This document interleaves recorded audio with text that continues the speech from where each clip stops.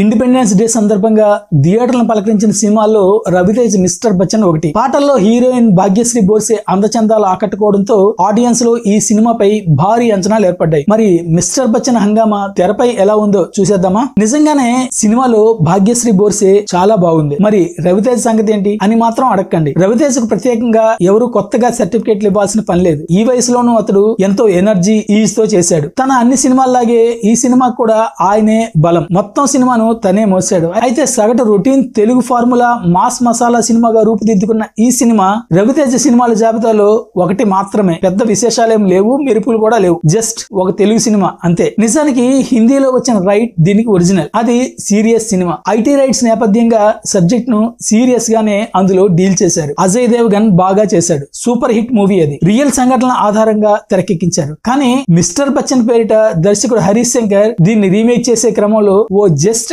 Entertainment గా మార్చాలనుకుని బోల్తా కొట్టేశాడు. తనదైన స్టైల్ మార్పులు చేశాడు. ఆ మార్పులన్నీ కూడా మాస్ వాసనలతో నిండిపోయాయి. ఓ 4 ఫైట్లు, మరో 4 పాటలు, ఇంకో 4 జోకులు, బస్ ఖతం, సినిమా అయిపోయింది. రవితేజ నుంచి భిన్నమైన పాత్రలను ఆశించే కాలం ఎప్పుడో పోయింది. నిజానికి తను మంచి నటుడు, కానీ కమర్షియల్ చట్రంలో ఇరుక్కున్న అతడిలోని నటుడు ఎప్పుడో బయటికి వెళ్ళిపోయాడు. అవే కథలు, అవే స్టెప్లు, అవే ఫైట్లు, అదే బాడీ లాంగ్వేజ్, మొనాటని. మరి హరీష్ శంకర్ కొత్తగా ఏం చూపిస్తున్నట్టు ఆడియన్స్ కు ఏమీ లేదు. భాగ్యశ్రీ బోర్సే అనే ఓ కొత్త అందాన్ని పరిచయం చేశాడు అంతే. అవును, అందంగా ఉంది, నాజుగ్గా, ఆకర్షణీయంగా ఉంది. నటన కూడా పర్లేదు. కాకపోతే సొంత డబ్బింగ్ అంతగా నప్పలేదు. ఆ ప్రయాస అనవసరం అనిపించింది. ఇక ముందైనా 4 మంచి పాత్రలు సెలెక్ట్ చేసుకుంటే తెలుగు తెర మీద కనిపిస్తుంది, లేదంటే గుర్తుండిపోతుంది. శ్రీలీల లాగా అడ్డదిడ్డం పాత్రలు ఎంచుకుంటే ఈమె కెరీర్ కూడా 3 నాళ్ల ముచ్చటగానే మిగిలిపోతుంది. పాటల్లో కూడా రవితేజ సరసన ధీటుగా చేసింది. మిక్కీ జే మేయర్ పాటల్లో మోత ఎక్కువ, మెలోడీ జాడ కనిపించనే లేదు. ఎందుకో తెలియదు గానీ పలు టీవీ షోలకు